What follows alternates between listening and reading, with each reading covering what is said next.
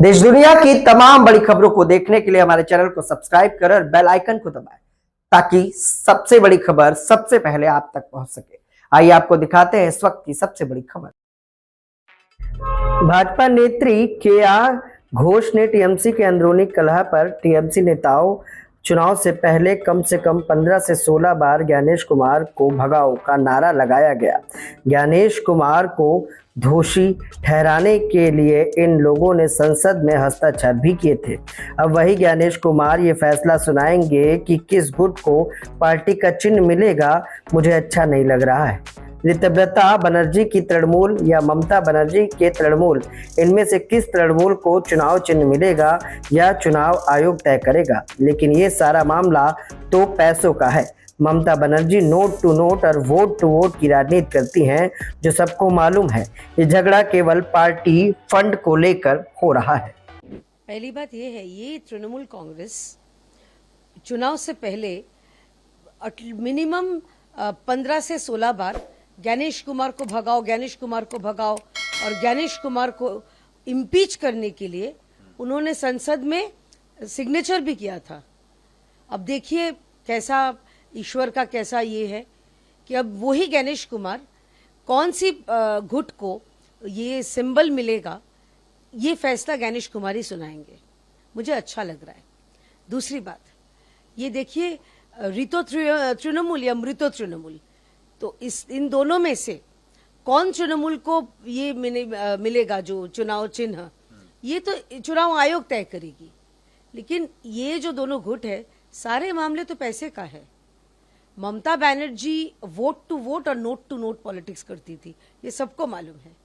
इसीलिए उनका एक महज एक्स काउंसिलर, एक विधायक का हस्बैंड, सुना जा रहा है कि उनके पास 1300 करोड़ का संपत्ति हुआ करता था।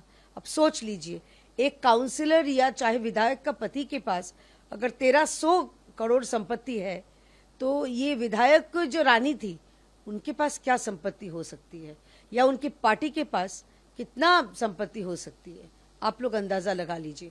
तो ये जो झगड़ा है वो पार्टी फंड को लेके है। पार्टी फंड किसके गुट पे जाएगा, इसको लेके है। तो चुनाव आयोग फैसला सुनाएगी, इस पे तो हम लोग कुछ टिप्पणी नहीं कर सकते। उनको डराया धमकाया जा रहा है, सीआईडी एसटीएफ के समन भेजे जा रहे हैं। ये राजनीतिक का बहुत ही गंदा स्वरूप बीजेपी दिखा रही है, ऐसा उनका मानना है। मुझे क्यों हंसी आई मैं आपको बताती हूँ।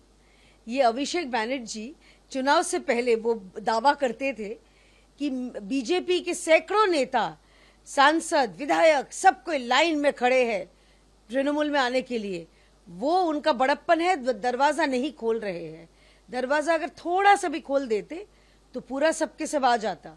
तो आज ऐसा है, वो दरवाजा खुले भी नहीं, लेकिन दरवाजे के नीचे से, खिड़की से उनके सारे विधायक, सांसद वो और उनके बुआ को छोड़ के चले गए हैं।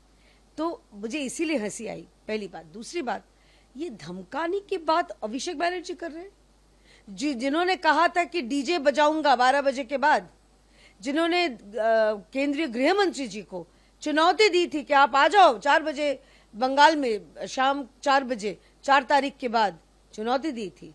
इनका मुंह से धमकाने की बात सुन के आश्चर्य हो रही हूँ। धमकाना, चमकाना, ये सब तो तृणमूल की ये है, उनका संस्कृति है। आपको याद नहीं होगा कि हमारे 77 विधायक में से कितने विधायक तृणमूल में चले गए थे और किस डर से। अच्छा, विधायक का छोड़िए, मैं बीजेपी का विधायक भी छोड़िए, कांग्रेस के एक विधायक हुआ करते थे, मानस भैया, बहुत बड़े नेता है। वो उनके नाम पे खून का आरोप था, तो रातों रात मानस भैया जब तृणमूल में आ गए, खून का आरोप चला गया। अच्छा, दूसरा और एक एग्जाम्पल देती हूँ मैं। तपोन कांदू झालदा म्यूनिसिपैलिटी पौरसभा में वो जीते गए थे कांग्रेस से। उनको इतना धमकी मिली कि उनका रहस्यमय मृत्यु हो गई। फिर उनकी बीवी जो उनके लिए लड़ रही थी, 1-2 साल बाद उनकी भी रहस्यमय मृत्यु हो गई और उन्होंने इनकार कर दिया था कि मुझे तृणमूल ज्वाइन नहीं करना है। और अभिषेक बैनर्जी बोल रहे कि धमकाने की बात। जिला परिषद रातों रात, कांग्रेस हो या तब वामपंथियों का गढ़ हुआ करता था, कैसे तृणमूल में आ गया उनको याद नहीं है। असल में जब पैराशूट से आते हैं ना पॉलिटिक्स में, उनको ये सब याद नहीं रहेगा। मैं आप लोगों के द्वारा थोड़ा सा उनको याद दिलाना चाहती हूँ। पश्चिम बंगाल सरकार ने दुर्गा वाहिनी जी। को कल लॉन्च किया है। अब जी। वो पूरे शहर में पेट्रोलिंग करेंगी जी। और महिलाएं सुरक्षित हो इसके लिए वो अपना सेवा देंगी। बहुत बड़ी एक जो स्टेप है, इसके लिए आदरणीय मुख्यमंत्री जी का मैं धन्यवाद बताती हूँ। एक माँ होने के नाते, एक बेटी होने के नाते, एक औरत होने के नाते अब मैं धन्यवाद जताना चाहूँगी आदरणीय मुख्यमंत्री जी से।